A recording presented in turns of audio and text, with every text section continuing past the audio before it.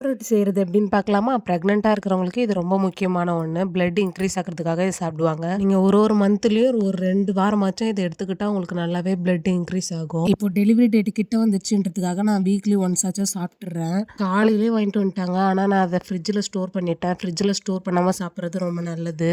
கொஞ்ச நேரம் தான் இருந்திருக்கும். அதுவே ரொம்ப கட்டியாயிடுச்சு. அதனால அப்புறமா தண்ணீல போட்டு வாஷ் பண்ணிட்டு, அது நார்மலா வந்ததுக்கப்புறம் இதோட தோலெல்லாம் எடுத்துட்டேன். அது மேல ஒயிட் ஸ்கின் இருக்கும். அத நீங்க எடுக்கணும். அந்த தோல் எடுக்கும்போது மட்டும் கவனமா பார்த்து எடுங்க. ஏன்னா, அதுல நீங்க லைட்டா பிச்சுட்டீங்கனாலே அது பிளட் வெளிய வர ஆரம்பிச்சுரும். பிளட் ஃபுல்லா போயிடும். அதுக்கப்புறம் அது வேஸ்ட் சாப்பிடுறதே.